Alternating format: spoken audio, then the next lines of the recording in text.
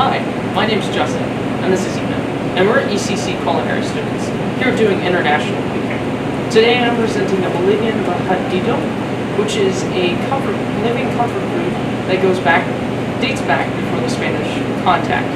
It's submitted by Mauricio Suarez. And I'll be doing a perfect sweet treat for the holidays, a Scottish shortbread, submitted by Ben Mason. First we'll start off with the Majadito. After about 15 minutes of soaking the jerky, we're trying to lower that salt content, and then we'll boil it for another 15. Afterwards, we're going to dice our vegetables. We're going to start with a pepper, red onion, and a tomato concasse. Tomato concasse are tomatoes that have been peeled and then diced. And that's just by putting an X on the bottom, putting it in boiling water, and letting the peel up. Afterwards, we'll put it in an ice bath, and that'll help remove that skin from the inner layer. Onions, we start by cutting off the bottom so that we have a flat surface to work with, and then cutting it in half.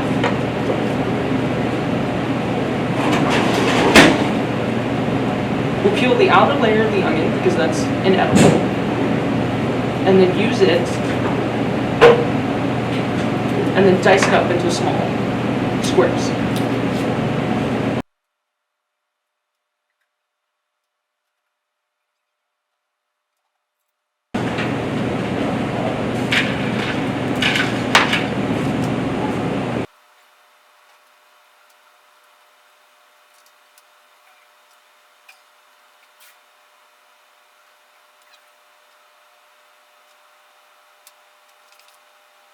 Now that our onion is peeled, we'll start by cutting it down all the way across.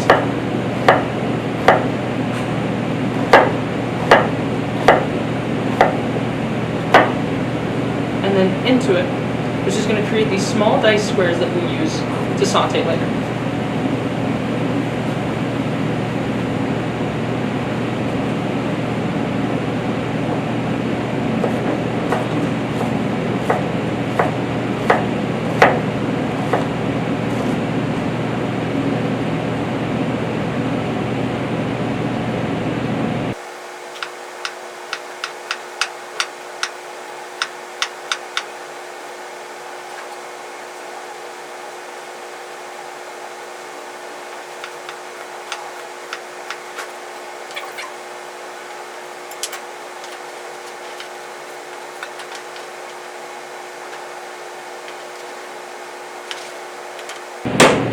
Wipe our board, and then we'll start on the pepper.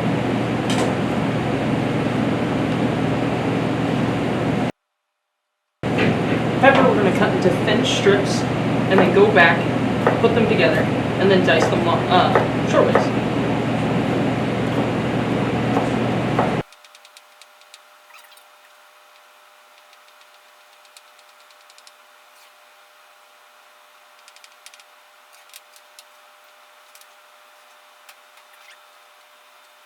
And then we'll start on the tomato concasse. So as you can see, that ice helped remove a lot of that skin after it was boiled. We'll start by removing the skin, and then we'll cut it in fourths.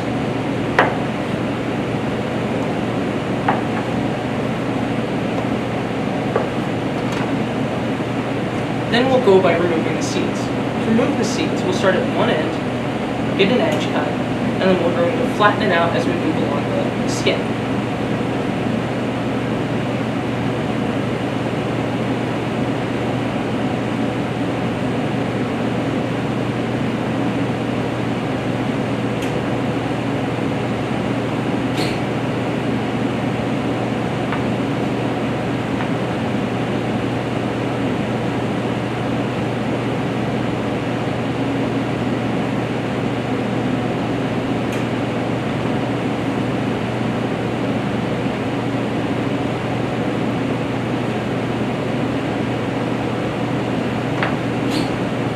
Then, just like the peppers, we'll cut into strips.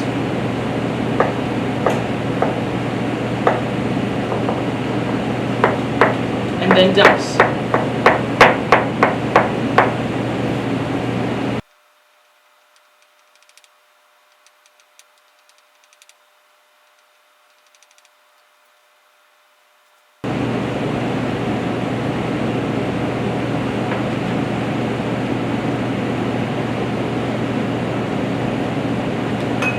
always important to clean your knives and your board between each step, as to alleviate any mess or wetness on your blade so that way your knife doesn't cut or slip, as well as that you don't cut yourself.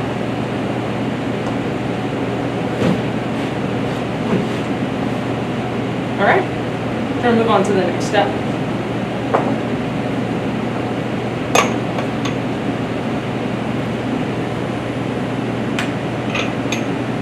As we move down here, I'm going to start by sauteing the peppers and onions until translucent. We're going to start with a half a cup of olive oil, all of our diced peppers,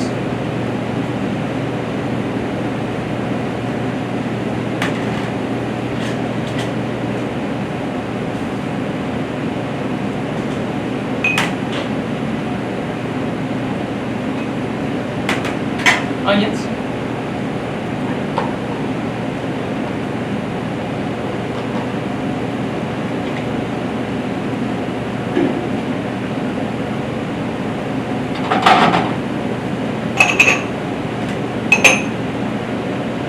and garlic.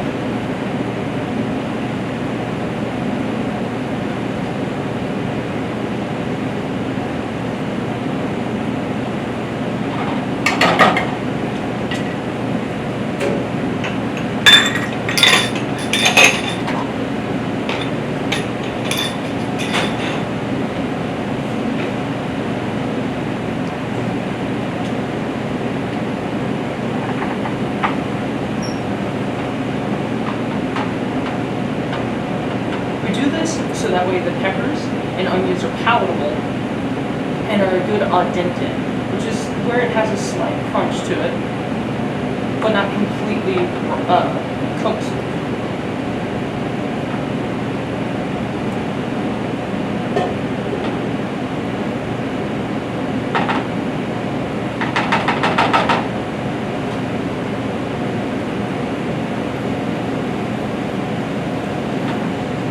Fun fact, when garlic is cooked and browned, it gives it a quite a nutty and almost earthy type flavor.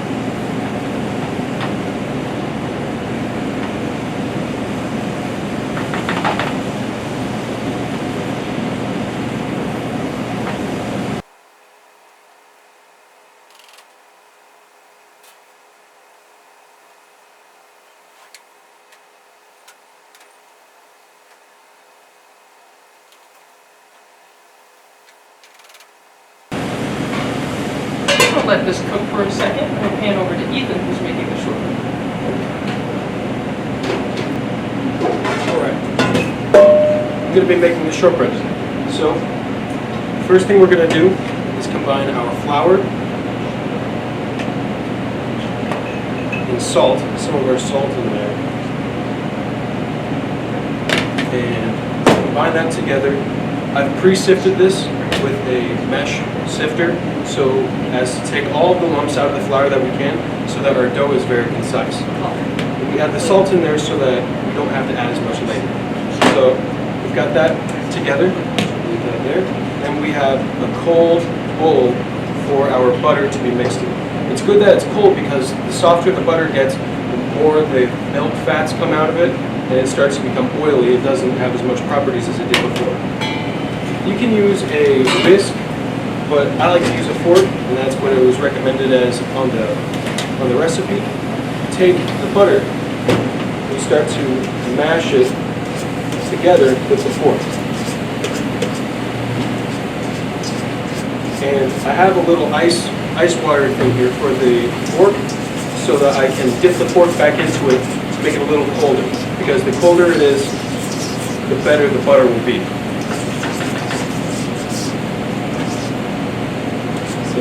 You want to mash the butter, almost cream it without sugar until it looks creamier and whiter, getting a little bit of air into it. And it's this butter is room temperature, by the way, so it'll be much easier if it's room temperature. Butter being mixed and mashed in cold metal container. Let's take some butter back there. We're going to take our sugar here, fill that in with the butter. Now we're going to keep our fork cold. Mixing, creaming the sugar into the butter as thoroughly as you can get it. There's going to be some butter on the sides of the bowl, so the sugar is going to stick to it. Just try to get that off into the butter. You want to get as much of the product in the butter as you can get.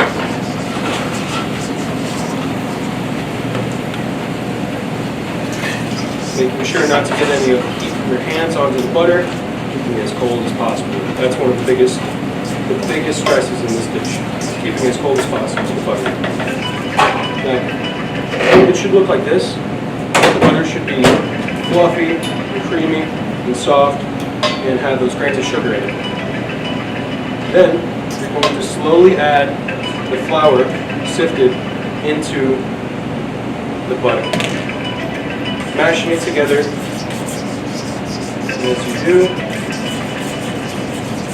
making sure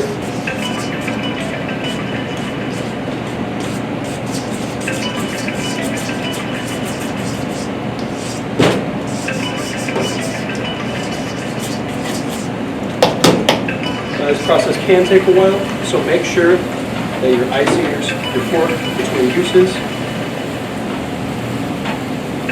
Now the bowl is still cold, so that'll make sure your butter doesn't melt.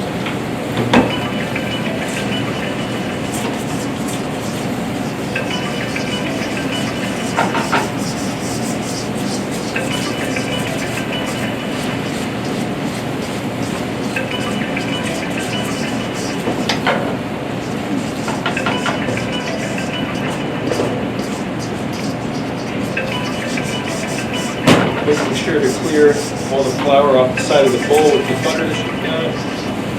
It's going to start coming together like that. Continually adding flour, slowly but surely.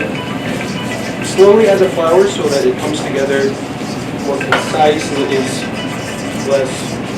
develops less gluten and takes away from that tenderness that this has. Using the fork tines to break it apart as you mix it.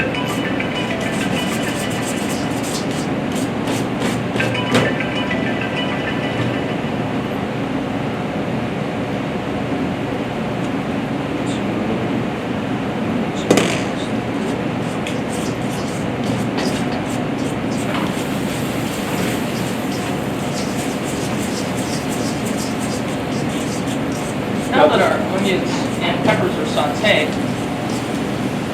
we're going to go ahead and add in our Uruku supplement, which is equal parts turmeric and paprika.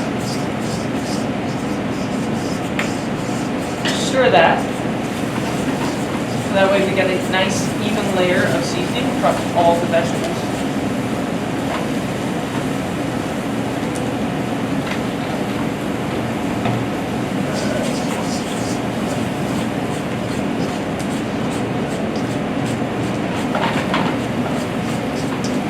And then next we're going to add our rice and water.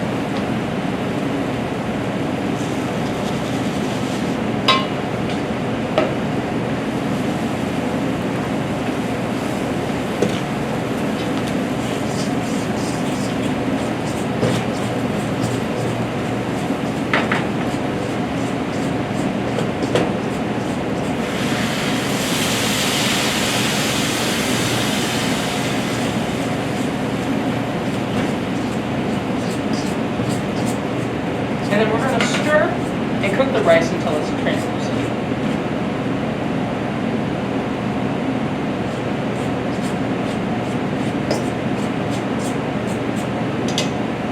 Now, as we come to the end of our flour, the dough should look more and more like pie dough, like, sugar. With not many big lumps in it, but a lot of shavings from the inside of the fork, breaking it apart. Once you've combined all that flour in there, it should look like this. Now you might say, oh, that doesn't look like a cookie dough, but as you start to bring it together, it comes together like that. Should mash that up.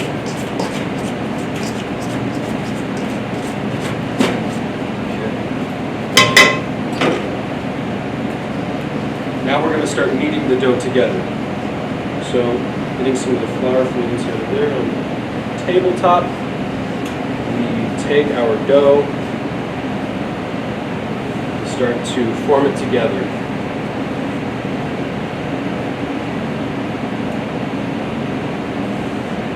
Trying to get into one piece.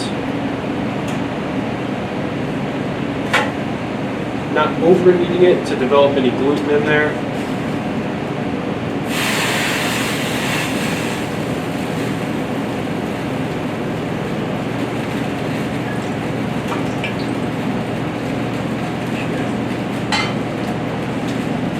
Once you've got it pretty much into one piece, you've got your dough.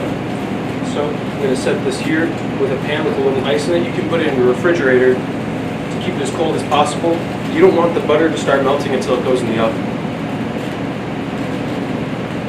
So you'll get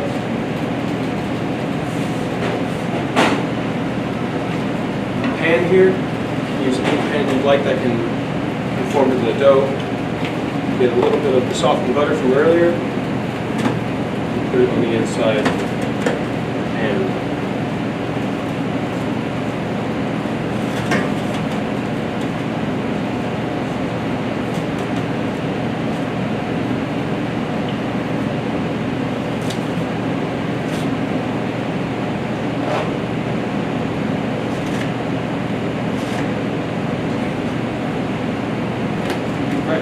Once you've got a buttered dish, you can take your dough, still cold, and try to press it into the pan. I like to press mine to about a ½ inch thick. You can get thicker if you like. The thinner it gets, it said in the recipe from Ben that the thinner it gets, the taste kind of changes. The taste changes, and the texture will definitely change. It will be less dense and more crispy than your average shortbread that you'll get in the holidays. This pan's a little big for it, but if you have a pan smaller, it works even better. Once it's pressed into the dough's pressed into the pan, you can really decorate it as you like. There's a lot of culture around it, how you put it, how you decorate it. But I'm just going to take a fork and make holes equal distance throughout the dough. Like that. I'm going to do that all across it.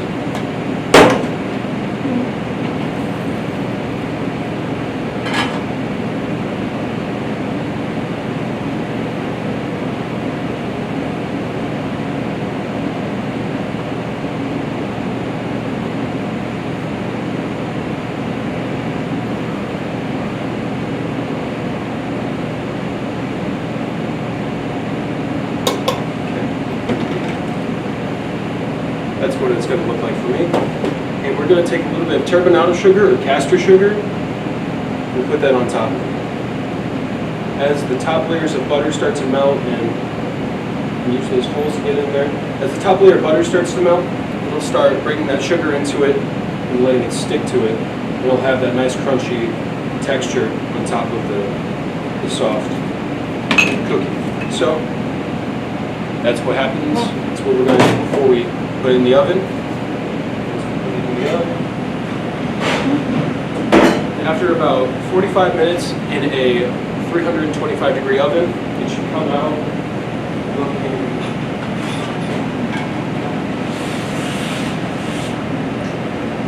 out looking like this.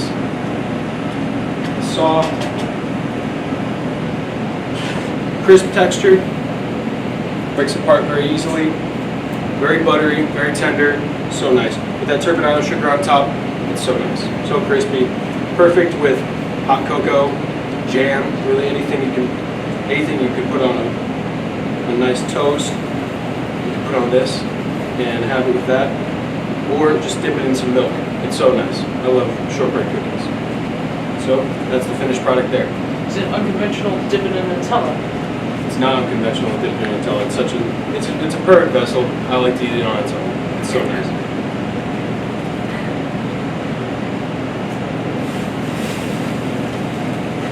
We're just continuing to store our rice here, and as our rice starts to soak up that water, it starts to expand and become translucent.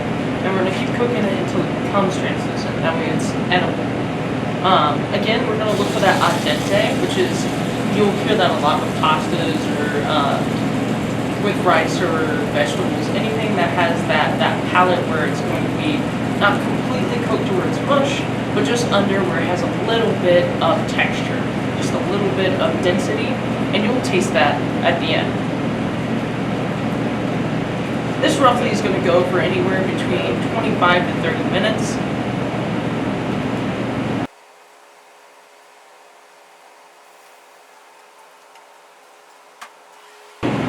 As this continues, we're going to start cutting up our beef that we boiled for 15 minutes earlier.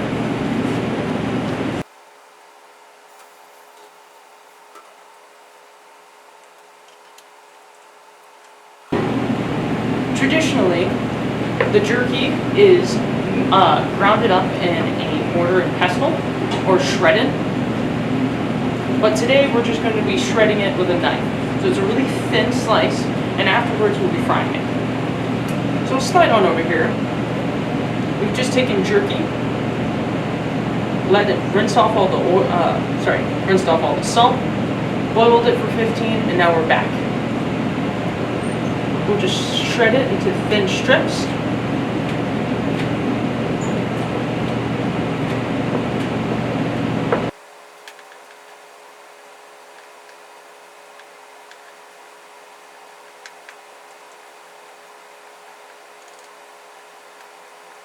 And we're looking for strips that are anywhere between this size and this size. Not too big, just small enough that it'll mix well with the rice.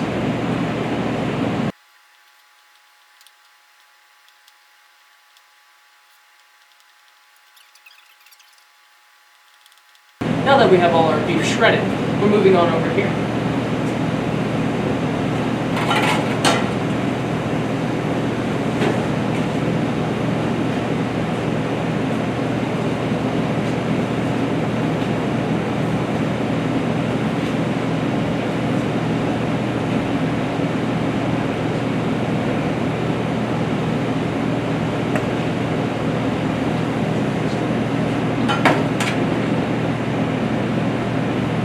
Again, I'll wipe the board before we start our next item. And it's important that when you're moving from meat to vegetables that you're not cross-contaminating. So you either desanitize the board or flip it.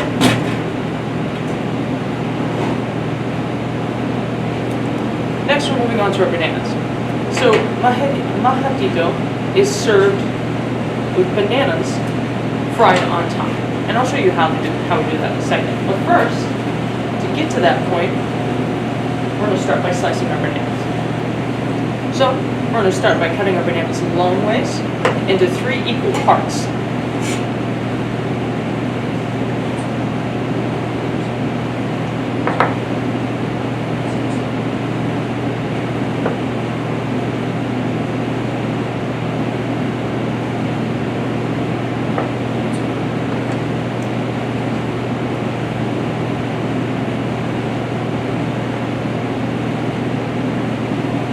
Bananas are very soft, so it's important to make sure that you're being soft with them and being able to cut them without tearing them.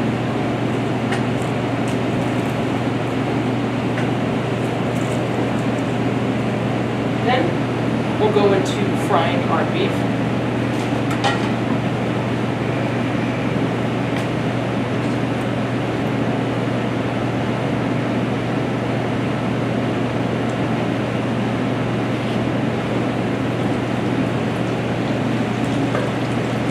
Now it's important here care that we don't overload the pan with too much, or that we won't get an even fry on all of this. Because as we do that, this is a cold ingredient added to a hot skillet, that when we go to add that ingredient, we're actually bringing that oil down. And so we want to keep that temperature at that perfect frying temperature.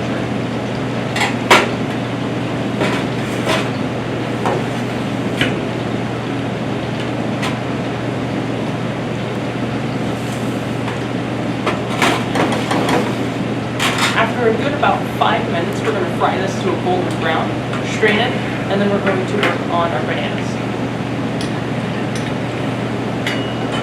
While we're frying,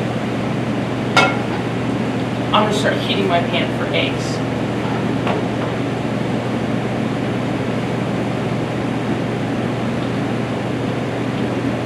You want to make sure that you have a hot pan when you do eggs, or it'll cause it to stick to the bottom of the skillet.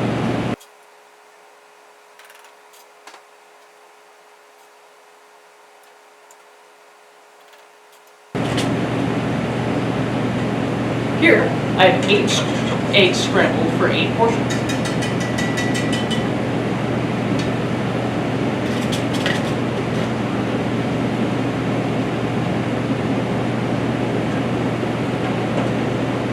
Again, we're going to wait until that skillet's hot before we start those eggs. Let's check out our beef. We're not quite there, but we're getting there.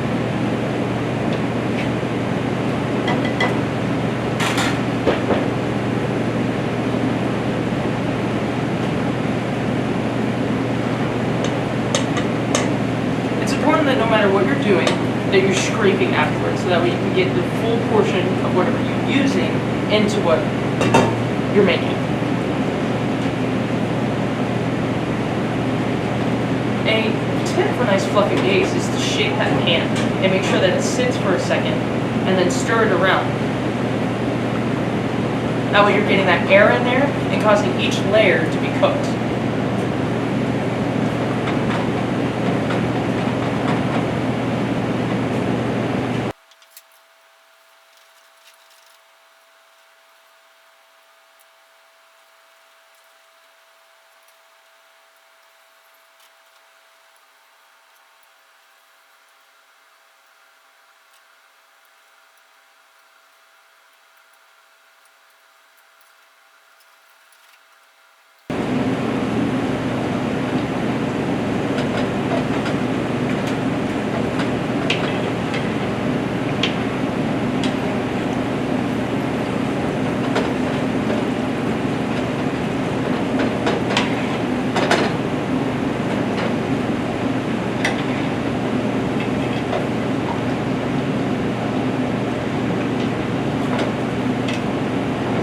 Fluffy eggs. Now over here, we're finishing up our first batch of fried beef. So we're looking for this nice caramely texture that we're going to get on the outside.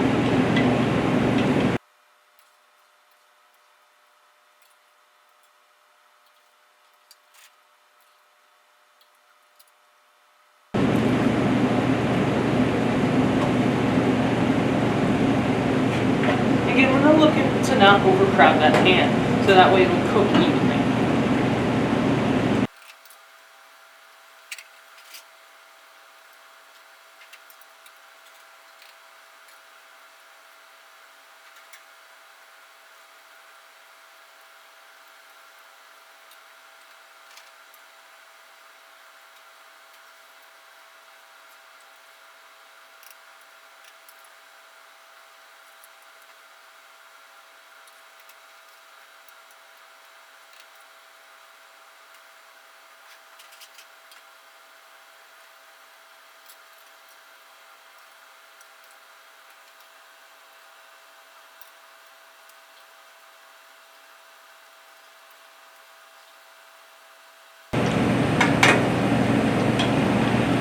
What we're looking for in comparison to the uncooked turkey is that shine.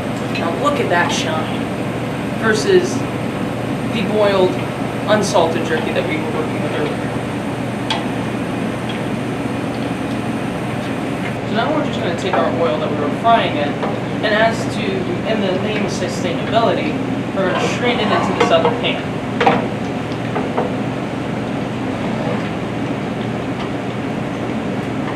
Now this is to remove any sediment or any burnt items or anything hard or otherwise we wouldn't want in our oil from getting into the new pan.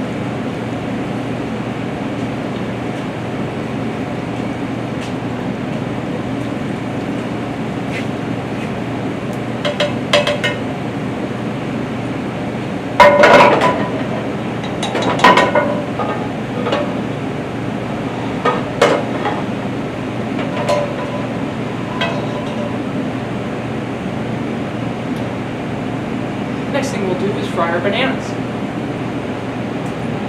Now a good way to test if oil is ready is just taking a bit of flour and then putting it in there, and if it sizzles, then it's good.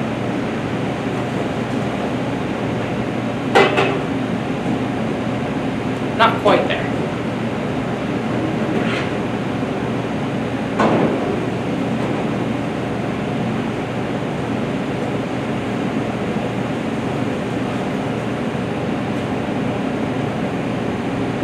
While we're waiting for that oil to heat up, we're going to go ahead and add our tomato concasse and our bay leaves to the rice.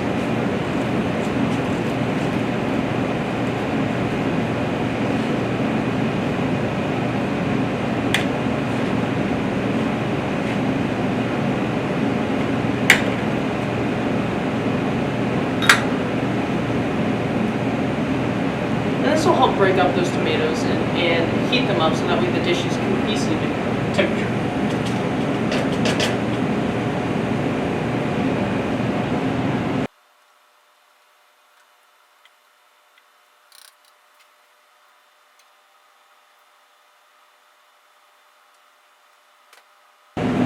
Alright, and we're ready to start frying our bananas. Now, mojito, or majadito, is usually made with plantains or yuccas. The recipe submitted by student Mauricio was using bananas. So, we're going to go by this. Let's see how this turns out.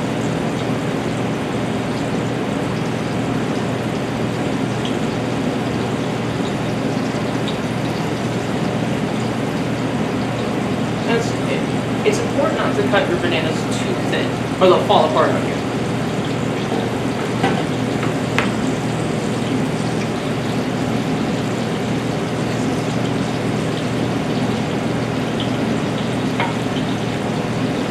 It's also very important to be careful once the bananas are in the fryer. We don't want to move them around too much, or again, they'll break up.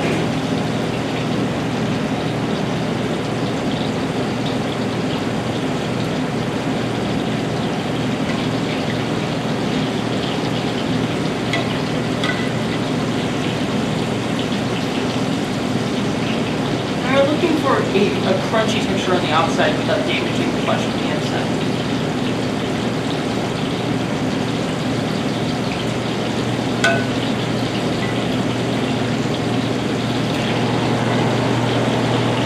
We'll fry these until golden brown, pull, and we'll present it up to you.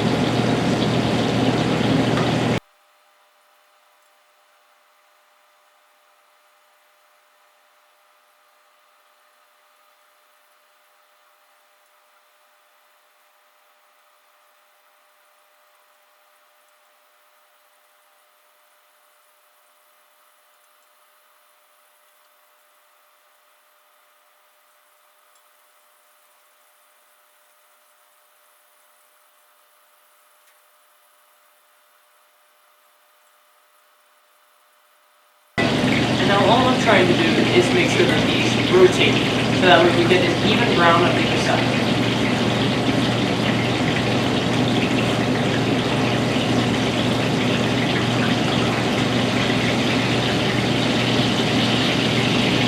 You can do that by simply taking a corner and gently lifting up as it flips over.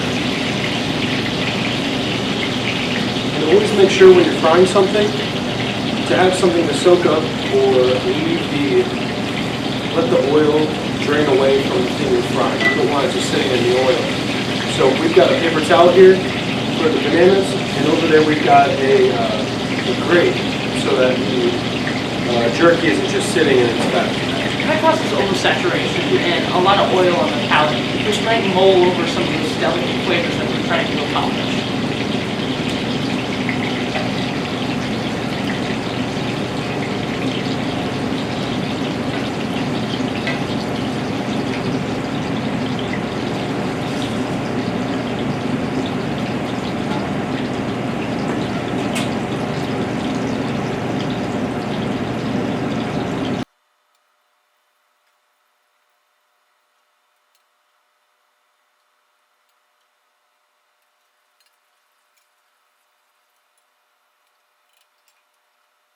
We'll start off by plating our rice.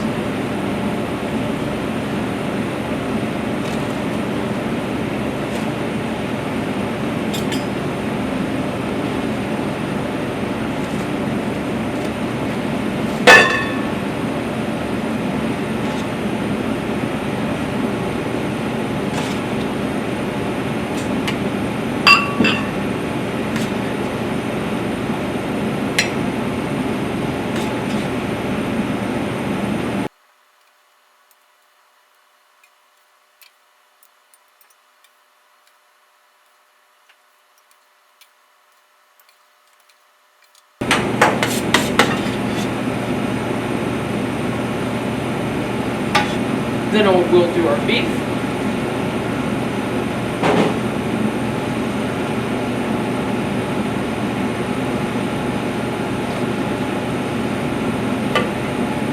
Our nice fluffy eggs.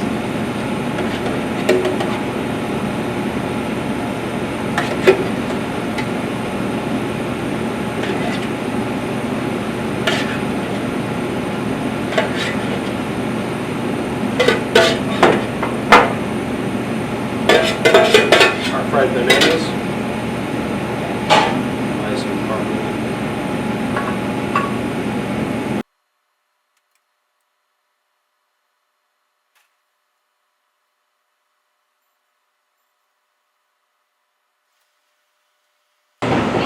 And then just a little bit more beef.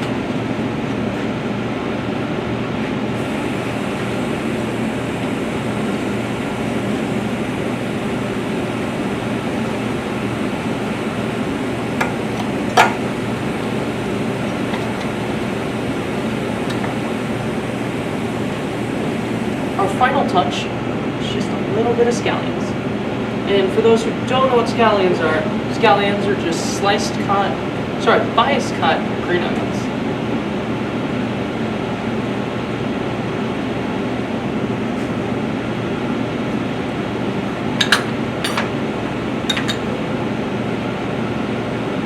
And this is a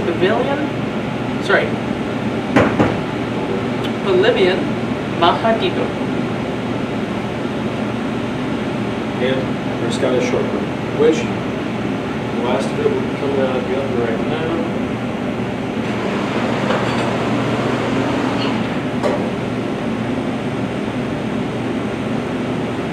After it's come out of the oven, you can get a little browner, but it's cooked all the way through on the inside. Once it's cooled off for about 15 minutes, take it out, cut it into slices like we did on a cutting board, and it can sit in an airtight container for up to 3 weeks. And I've been told, after it's been sliced and sit in a container, it gets better somehow. Something about the butter, but I think it's perfect right out of the oven after it's cooled down after 10 or 15 minutes. So I tend to agree with you. yeah, that's the. So we'd like to thank Ben Mason. We'd like to thank Ben Mason And Mauricio Suarez. for such great recipes and great good ideas. Come up with something that we would have come across normally. We would have done something else, but something that you wouldn't see every day is the Majadito and shortbread, which I kind of never thought about making or thought about the Scottish side of it, but it goes into their heritage, it goes into their dairies, it goes into all of that. So it's really good to branch out and try new things and make new things here in the kitchen. And we hope that to the international students that submitted these recipes, that we brought a little bit of home back to you.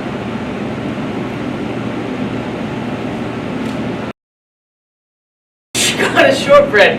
Come on down. We got kilts. I'm particularly fond of the Scottish heritage myself.